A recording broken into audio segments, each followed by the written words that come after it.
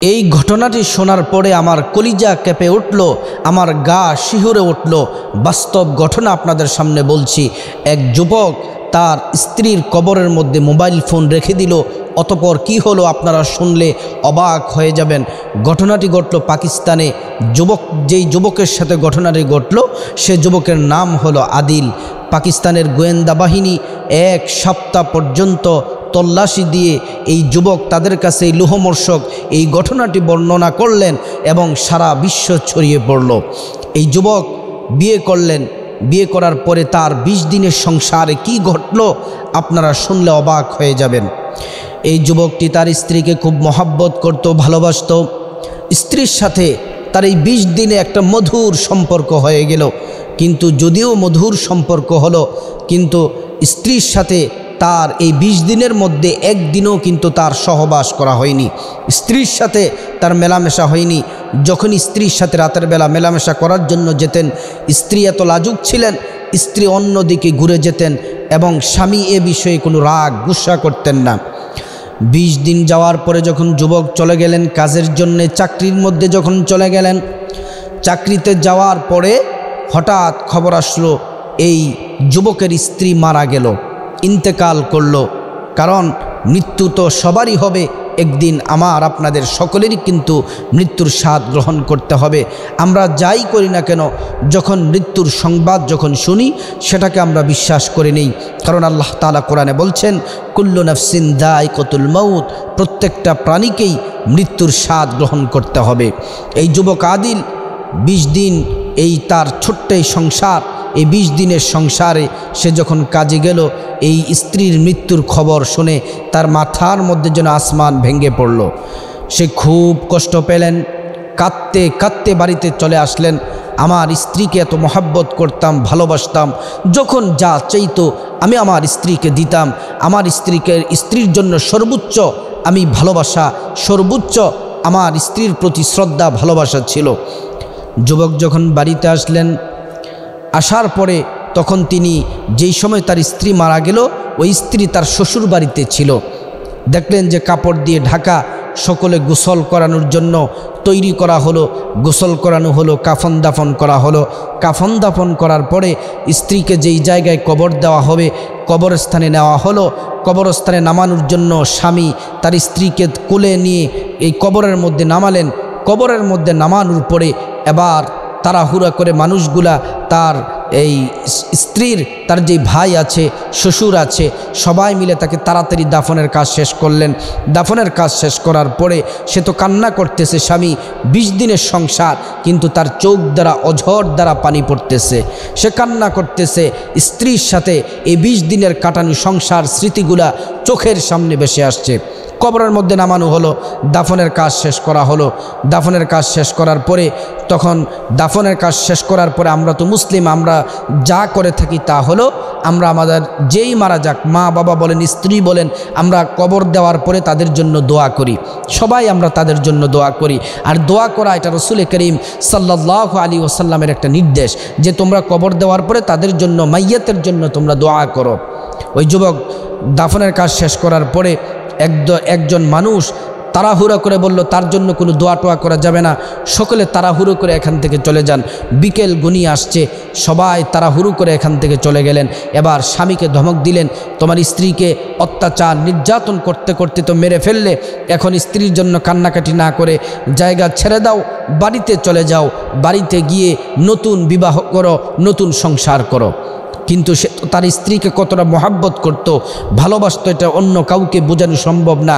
কোনোদিন তার স্ত্রীর গায়ের মধ্যে মৃদু আঘাত পর্যন্ত করেননি, শুধু ভালোবাসা ছাড়া কিছুই দেননি, আঘাত করেননি। সবসময় সুন্দর আচার ব্যবহার আচরণের মাধ্যমে স্ত্রীর মন পর্যন্ত জয় করে নিয়েছেন। তখন কবর করার পর সেখান থেকে তিনি মন খারাপ করে ব্যথিত হয়ে চলে গেলেন। কিন্তু বাড়িতে গিয়ে স্ত্রীর স্মৃতিচারণ করছেন, কোন সময় কি ধরছেন না ধরছেন সব চোখের সামনে ভেসে আসছে। তখন তিনি কান্না করতেছেন। তখন মা ডাক দিয়ে বলল, বাবা কান্নাকাটি করো না, দোয়া করো, আল্লাহ তাআলা যেন কবরের জিন্দগিতে যেন সুখে শান্তিতে যেন রাখে। হঠাৎ করে স্ত্রীর সাথে বিভিন্ন জায়গায় গিয়েছেন, খাবার খেয়েছেন, কিছু স্মৃতি আছে ছবিগুলো দেখার জন্য। পকেটে যখন হাত দিলেন মোবাইলটা বের করার জন্য, পকেটে দেখেন যে মোবাইল নেই। ঘরের অন্যান্য জামাকাপড় তল্লাশি দিলেন যে কোথাও মোবাইল কিন্তু দেখা যাচ্ছে না। তখন তিনি ভাবলেন মোবাইলটা কোথায় গেল। তখন তিনি মোবাইল পাচ্ছেন না, মোবাইল না পেয়ে অন্য আরেকজনের মোবাইল দিয়ে তার এই নাম্বারে ফোন দিলেন। ফোন দেওয়ার পরে দেখতেছে মোবাইল এতক্ষণ তো চার্জ শেষ হয়ে যাওয়ার কথা, মোবাইল তো কোথাও নাই। ফোন দেওয়ার পরে এবার মোবাইলে রিংটং বাজলো এবং কেউ একজন রিসিভ করলো। রিসিভ করার পরে তারপরে চুপ করে রইল। শা বাতাসের শা আওয়াজ শোনা যায় এবং মানুষের কোলাহল শোনা যায়। তারপরে ফোনটা বন্ধ করে ফেলল। সে তাড়াহুড়ো করে কবরস্থানে গেল।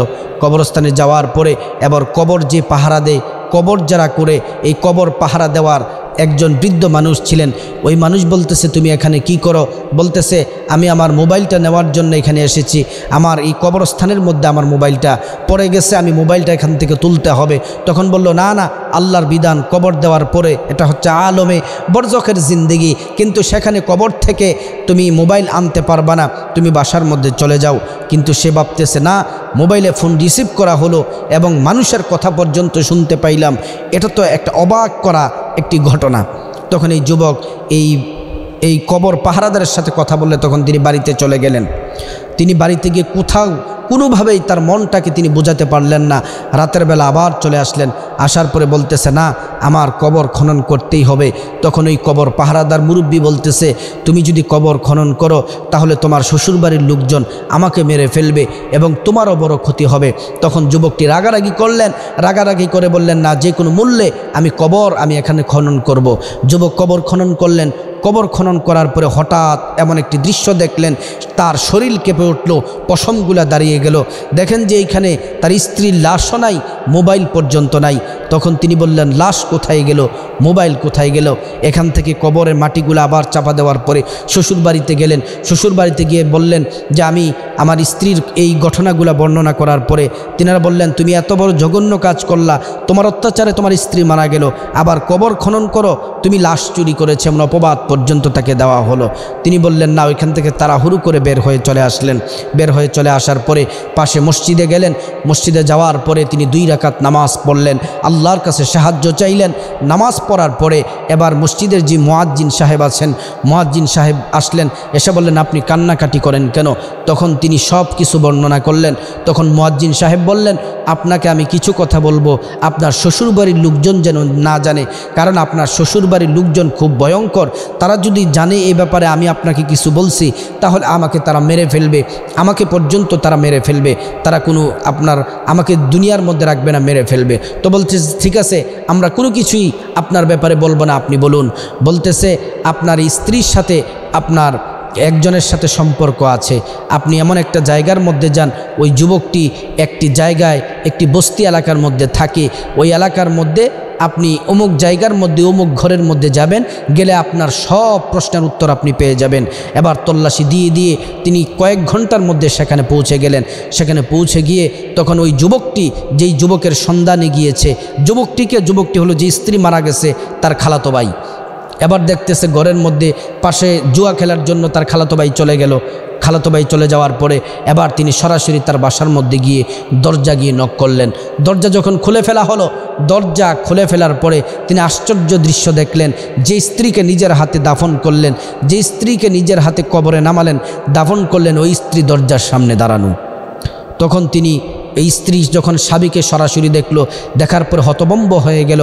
হতভম্ব হওয়ার পরে স্ত্রীর শরীরের মধ্যে বিভিন্ন জায়গায় আপনার আঘাতের চিহ্ন, কিন্তু স্ত্রী তখন পিছনের দিকে দৌড় দিতে লাগলো।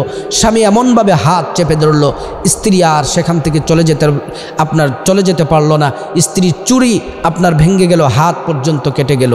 এবার তিনি তাকে বললেন তোমার কি ব্যাপার, কি হয়েছে ঘটনা, তুমি আমাকে বলো। এবার স্ত্রী সব ঘটনা বলতেছে আমি যখন বিয়ের আগে, আমি তো সুন্দরী, কিন্তু আমার একজন খালাতো ভাই আছে, আত্মীয় স্বজন হিসেবে আমার বাড়ির মধ্যে এসেছে। ওই খালাতো ভাই আমাকে নায়িকা বানাবে, ছবির নায়িকা বানাবে, আমাকে প্রস্তাব দিল। আমি রাজি হয়ে শহরে গেলাম, কিন্তু শহরে আমার একাকী নিয়ে আমাকে ধর্ষণ করলো। ধর্ষণ করার পরে তখন সে আমার এই আপত্তিকর কিছু ভিডিও, যখন সে ভিডিও ধারণ করলো, ভিডিও ধারণ করে আমাকে ব্ল্যাকমেল করে, আমার পরিবারের সবাইকে ব্ল্যাকমেল করে, এবং যখনই আমাকে যেইভাবে চালায় আমি সেভাবে শুনতে হয়, কারণ আমার ভিডিও তার কাছে আছে। আজকে সেই কবরের নাটক সব কিছু তার কথা মতোই হয়েছে। সব কিছু বলার পরে এবার ওই যুবকটি বলল, শত অপরাধ করেছ, আমি তোমাকে ক্ষমা করে দিলাম, আল্লাহর কাছে ক্ষমা চাও, আল্লাহ তোমাকে ক্ষমা করে দিব, আমি তোমাকে স্ত্রী হিসাবে গ্রহণ করলাম। আবার তিনি তার স্ত্রীকে নিয়ে গেলেন। তারপরে এই পাকিস্তানের প্রশাসনের সাথে, গোয়েন্দা বিভাগের সাথে পরামর্শ করে সব কিছু তাকে ফুল সাপোর্ট দেওয়া হলো, এবং ওই অপরাধীকে গ্রেপ্তার করে এবার তাকে সর্বোচ্চ শাস্তি দেওয়া হলো। এইখান থেকে আমাদের শিক্ষা নেওয়া উচিত, আমরা যাই করি না কেন আল্লাহর বিধানের সাথে আমরা লঙ্ঘন করা যাবে না, সীমা লঙ্ঘন করা যাবে না, আর দুনিয়ার স্বার্থের জন্য আল্লাহর বিধানকে কুরবানি দেওয়া যাবে না। তাই স্বামী স্ত্রীর এটা সম্পর্ক মহাব্বতের সুসম্পর্ক। স্বামী স্ত্রী যদি একে অপরকে মহাব্বত করে আল্লাহ তাআলা রাজি খুশি থাকেন। তাই আল্লাহ তাআলা আমাদেরকে সকল ধরনের পাপ কাজ থেকে, গুনাহ থেকে আল্লাহ রাব্বুল আলামিন আমাদেরকে হেফাজত করুন।